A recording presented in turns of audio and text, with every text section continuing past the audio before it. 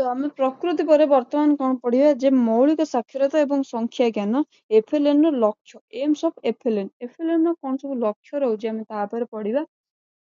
ତ ମୌଳିକ ସାକ୍ଷରତା ଏବଂ ସଂଖ୍ୟା ଜ୍ଞାନ FLN ର ଲକ୍ଷ୍ୟ ହେଉଛି ପିଲାମାନଙ୍କ ମଧ୍ୟରେ ପଢିବା ଲେଖିବା ଏବଂ ସଂଖ୍ୟା ଜ୍ଞାନ କୌଶଳକୁ ବିକଶିତ କରିବା, ଯାହା ଫଳରେ ପିଲାମାନେ ଭବିଷ୍ୟତ ପାଇଁ ନିଜକୁ ପ୍ରସ୍ତୁତ କରିପାରିବେ।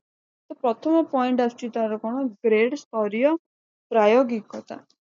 ତ ମୌଳିକ ସାକ୍ଷରତା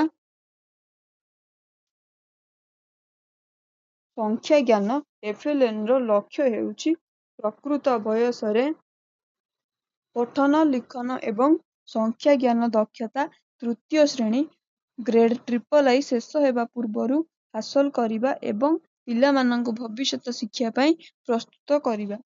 ତାପରେ ତାର ଆଉ ଗୋଟେ ଲକ୍ଷ୍ୟ କଣ ଯେ ମୌଳିକ ଦକ୍ଷତା ଉପରେ ଧ୍ୟାନ ଦେବା।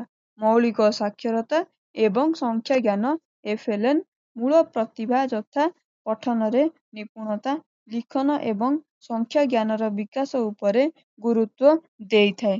ତାପରେ ଆସୁଛି ସାମଗ୍ରିକ ବିକାଶ।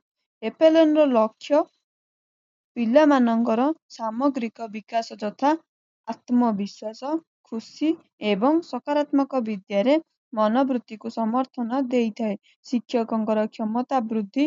FLN ର ଲକ୍ଷ୍ୟ ଶିକ୍ଷକଙ୍କୁ ତାଲିମ ଦେବା ଏବଂ ଶିକ୍ଷକଙ୍କୁ ଏହି ସବୁ ଲକ୍ଷ୍ୟ ପୂର୍ଣ୍ଣ କରିବାରେ ସମର୍ଥନ କରିବା। ସମ୍ବଳର ବିକାଶ। FLN ର ଲକ୍ଷ୍ୟ ହେଉଛି ଉଚ୍ଚ ଗୁଣର ଶିକ୍ଷା ସାମଗ୍ରୀ ଉଭୟ ଶିକ୍ଷକ ଓ ପିଲାମାନଙ୍କ ପାଇଁ ସୃଷ୍ଟି କରିବା। ପ୍ରଗତିକୁ ନଜର ରଖିବା। FLN ପ୍ରତ୍ୟେକ ପିଲାଙ୍କର ପ୍ରଗତିକୁ ଚିହ୍ନିଥାଏ ଏବଂ ନଜର ରଖିଥାଏ। ତ ଇଏ ଗଲା ତୁମର ତାର ଏମ୍ସ କଣ ରହୁଛି FLN ର। ତ ଆଜି ପାଇଁ ଏତିକି ଥିଲା। Thank you.